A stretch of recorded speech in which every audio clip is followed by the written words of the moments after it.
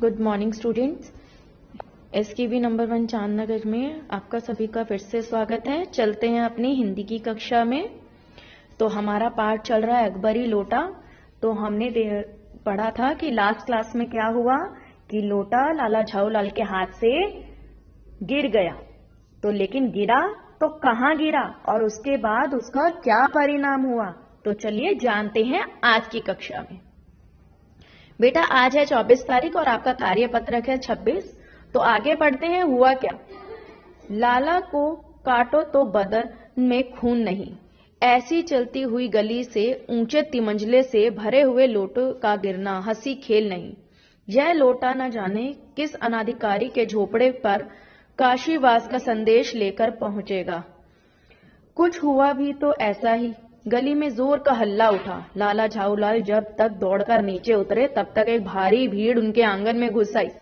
लाला झाऊलाल ने देखा कि इस भीड़ में प्रधान पात्र एक अंग्रेज है जो नक्शीस से भीगा हुआ है और जो अपने एक पैर को हाथ से सहलाता हुआ और दूसरे पैर पर नाच रहा है। उसी के पास अपराधी लोटे को देखकर लाला झाऊलाल ने फौरन 2 और 2 जोड़कर स्थिति को समझ लिया कि गिरने से पूर्व लोटा एक दुकान के साइबान से टकराया।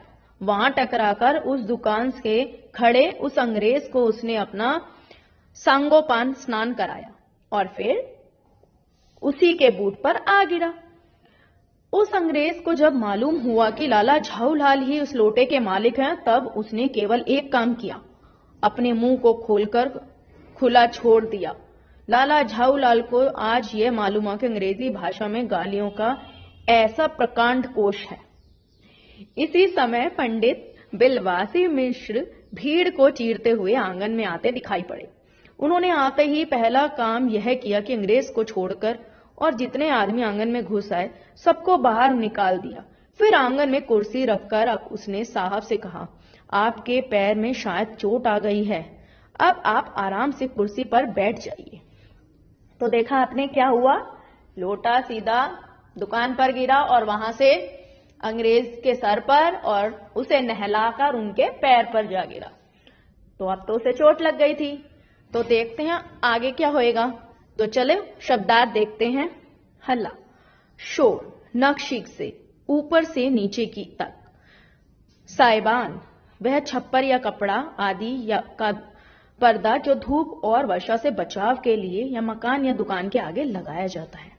तो समझ आया आपको कि क्या हुआ?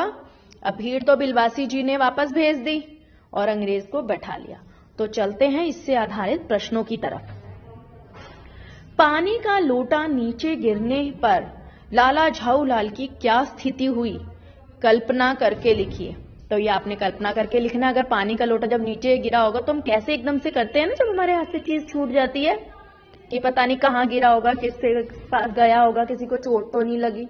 तो यही आपने देखना है। प्रश्न 2, लोटा नीचे जाकर किस पर व कैसे गिरा था? तो लोटा नीचे जाकर पहले दुकान के छप्पर पर, छत पर और फिर अंग्रेज के सर को पूरी तरह नहलाता हुआ उसे ऊपर से नीचे तक, फिर वह उसके पैर पर जा गिरा। लाला जी ही लोटे के मालिक हैं, यह जानकर अंग्रेज ने क्या किया?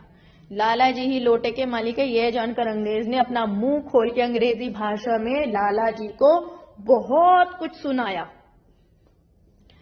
प्रश्न 4, दिए गए गद्यांश में से कोई 3 मुहावरे छांटकर उनके अर्थ लिखकर वाक्य बनाए। अब देखिए ये काम आप करेंगे कैसे, एक मैं बता देती हूँ एग्जाम्पल। 2 और 2 जोड़कर स्थिति को समझ जाना। ठीक है, समझ आया? तो आपने और देखना है इसमें कौन से मुहावरे हैं और उनके अर्थ लिखकर वाक्य बनाने हैं।